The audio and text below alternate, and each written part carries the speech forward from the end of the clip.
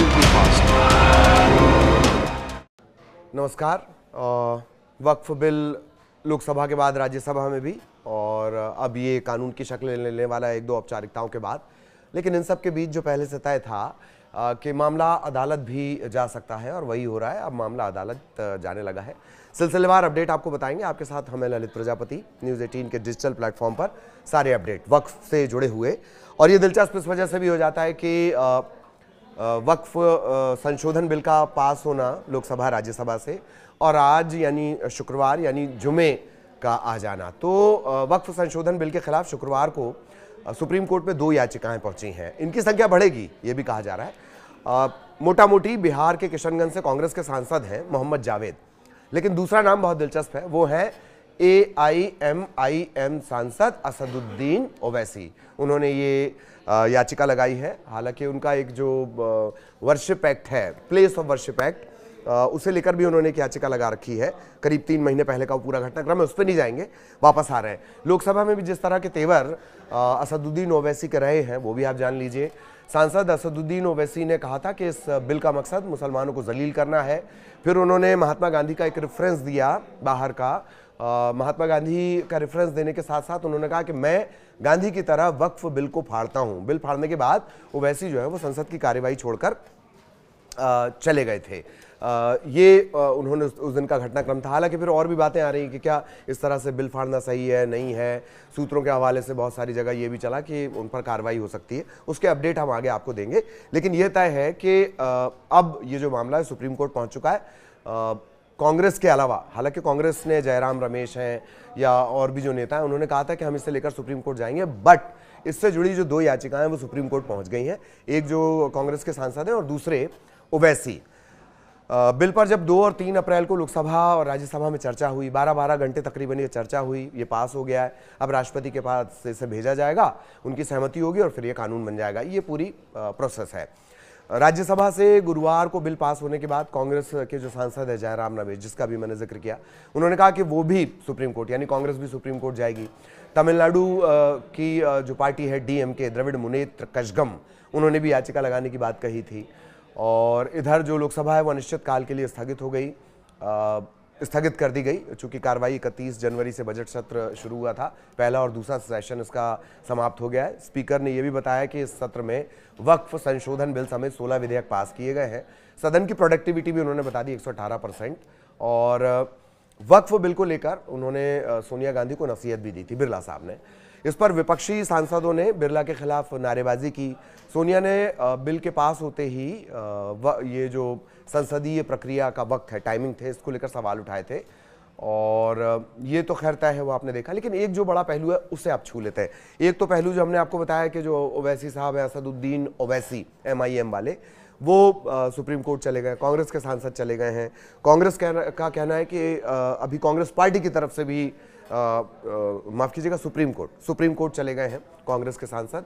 ओवैसी चले गए हैं। आज 2 याचिकाएं लग गई हैं। कांग्रेस का कहना है कि वो भी एक याचिका इसको लेकर दाखिल करेंगे। DMK का भी कहना है। लेकिन ओवैसी ने जिस तरीके से पूरा घटनाक्रम, ओवैसी की जो पूरी तकरीर थी जो उस दिन उन्होंने कहा, और फिर बिल का फाड़ना, वो बड़ा ड्रामेटाइज सा था। उसके बाद वो बाहर निकल गए थे। वो शुरुआत से इस बिल के विरोध में थे। खैर, अब बिल तो पास हो गया है। ये तो एक एंगल हो गया ओवैसी वाला। दूसरा जो एंगल है वो और ज्यादा दिलचस्प है, वो है JDU में एक बड़ी फूट इस बिल के बाद है। 7 ऐसे मुस्लिम नेता हैं जो वक्फ संशोधन बिल को सपोर्ट करने के चक्कर में पार्टी को छोड़ चुके हैं। JDU ने वक्फ संशोधन बिल का समर्थन किया है, और इसके बाद नाराज 7 मुस्लिम नेता हैं जिन्होंने पार्टी छोड़ दी है। इसमें अल्पसंख्यक प्रकोष्ठ के जो सचिव हैं मोहम्मद शाहनवाज मलिक, इसके अलावा तबरेज सिद्दीकी अलीम हैं, भोजपुर से पार्टी के सदस्य हैं दिलशान राइन, मोतिहारी की ढाका विधानसभा सीट से पूर्व प्रत्याशी मोहम्मद कासिम अंसारी। ये पहला नाम था, कासिम अंसारी, जिन्होंने पार्टी छोड़ दी थी। दरअसल अंदर खाने की बात यह भी है कि JDU बहुत कोशिश कर चुकी है कि जो मुस्लिम वोट है वो उनके खेमे में आए। उनके दौरान ही 2023 को जो जनगणना हुई उसमें 17% के आसपास बिहार में मुस्लिम है। चुनाव भी है, और चूंकि तमाम कोशिशों के बाद भी नीतीश को मुस्लिम वोट नहीं मिले, अंदर खाने की बातें हैं, तो अभी माना जा रहा है कि तभी ये तय हो गया था कि हाँ, वो इस बिल के साथ जाएंगे, यानी वक्फ संशोधन बिल के साथ जाएंगे। तो ये घटनाक्रम रहा, यानी जेडीयू दूसरा पहलू है, पहला ओवैसी हो गया, दूसरा पहलू जेडीयू। अब 12 घंटे की चर्चा के बाद ये पास हो गया दोनों जगह से। लोकसभा में 288 सांसदों ने और 232 ने विपक्ष में वोट डाला था, और राज्यसभा में भी ये पास हो गया, वहां पर भी 12 घंटे बहस चली है। अब वक्फ संशोधन विधेयक के खिलाफ जगह जगह मुसलमानों ने विरोध भी जताया। इस बीच all India Muslim personal law board ने इस बिल के पास होने पर इसे जमहूरियत के लिए काला अध्याय, कलंक बता दिया। जुमे की नमाज के बाद बड़ी संख्या में मुस्लिम समाज के लोग कोलकाता में भी सड़कों पर निकल गए। सरकार के खिलाफ जमकर विरोध प्रदर्शन किया गया है। उनके हाथों में तख्तियां हैं, वी रिजेक्ट वक्फ बिल, इस तरह के पोस्टर हैं। भारी पुलिस बल के बीच लोगों ने सड़कों पर नारेबाजी की है। दिल्ली की जामिया मिलिया यूनिवर्सिटी के छात्रों ने भी इस बिल के विरोध में प्रदर्शन किया। छात्र संगठन आइसा इसमें है और एनएसयूआई इसमें है, इन लोगों ने प्रदर्शन किया है। वक्फ संशोधन बिल का विरोध किया गया। पुलिस और आरएएफ को कैंपस में तैनात करना पड़ा, इस तरह से ये विरोध हुआ है।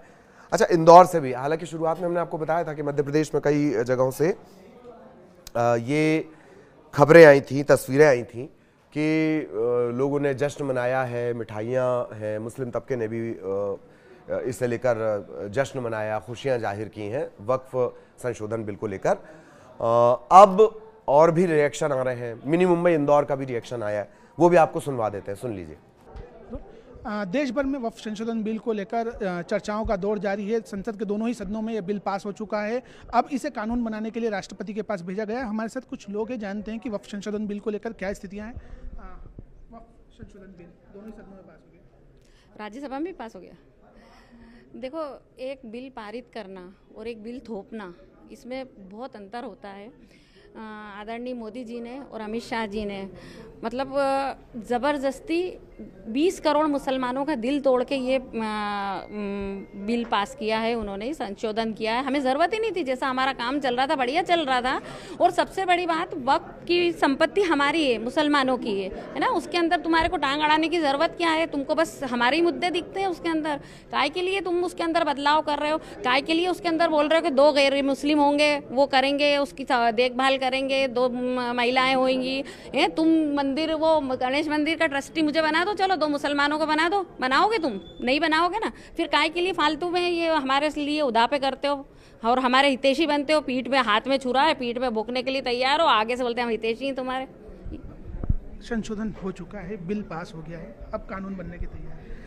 देखिए, बहुमत के आधार पर कोई भी कुछ भी कर सकता है, ये तो हम यहाँ भी देख रहे हैं और वहाँ भी देख रहे हैं। परंतु वक्फ का जो गलत प्रोपोगंडा किया जा रहा है वो बहुत गलत है। जहाँ भी मस्जिद बनती है, जहाँ भी मुस्लिम उपयोग के लिए कोई भी चीज़ होती है, वो या तो नगर सरकार से खरीदी जाती है या लोग उसको दान करते हैं। कभी भी कोई भी मस्जिद हमारे धर्म में है, मुस्लिम धर्म में, कि उसको ना हम कब्ज़ा करके बना सकते हैं, ना हम कहीं छीन के बना सकते हैं। हम उस चीज़ को ख़रीदेंगे पहले, फिर वहाँ पर हमारी नमाज जायज़ होगी।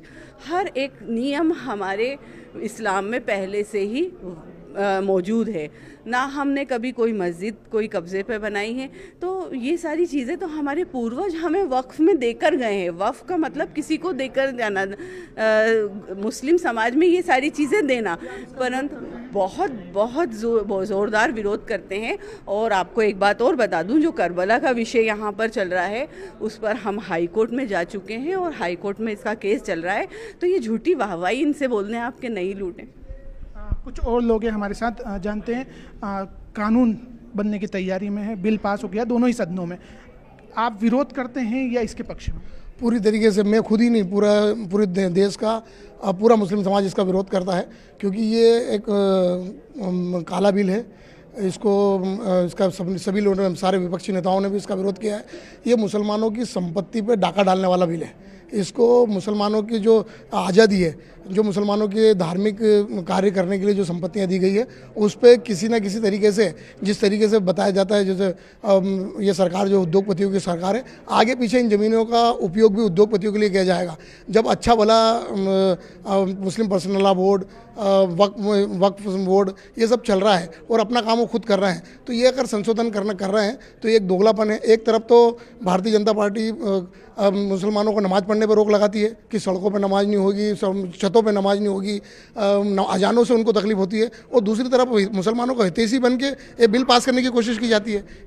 आप किस तरह से देखते हैं इसको? हम विरोध करते हैं, इसका पुरजोर विरोध करते हैं। ये एक सोची समझी साजिश के तहत एक समाज को दबाने के लिए, एक तबके को दबाने के लिए, उसकी निजी संपत्ति जो वक्फ की ज़मीन, उसकी निजी संपत्ति को दबाने के लिए इस तरह का बिल पास किया जा रहा है। ये संपत्ति कहीं ना कहीं नियत खराब है भारतीय जनता पार्टी की, जो उनकी निजी संपत्ति को छीनना चाहती है। आगे किस तरह का विरोध जारी रहेगा? आगे हम पूरा विरोध करेंगे, जैसा हमारे गाइडलाइन आप पर से मिलेगी हम उसका पूरा जोर से विरोध करेंगे।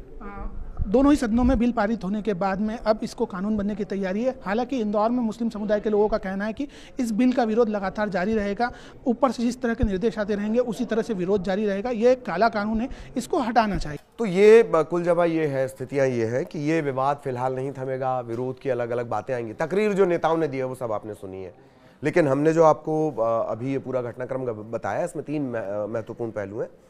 एक ये कि इससे लेकर जगह जगह प्रदर्शन हो रहा है। दूसरा पहलू ये कि ओवैसी ने पहले तो बिल की कॉपी फाड़ दी थी लोकसभा में, और उसके बाद अब जो ओवैसी हैं वो सुप्रीम कोर्ट भी चले गए हैं, कांग्रेस के एक सांसद भी गए हैं, और भी याचिकाएं जाएंगी। डीएमके कह रही है, कांग्रेस के जयराम रमेश कह रहे हैं, और लोगों का क्या कुछ रिएक्शन रहा जगह जगह विरोध प्रदर्शन के साथ साथ, वो भी हमने आपको बताया। और जेडीयू को इसका सबसे बड़ा असर जेडीयू पर पड़ने वाला है, और वो भी तब जबकि बिहार में चुनाव है। इसी तरह से इससे जुड़ा आगे भी अपडेट आप तक पहुंचाते रहेंगे। फिलहाल इजाजत, नमस्कार।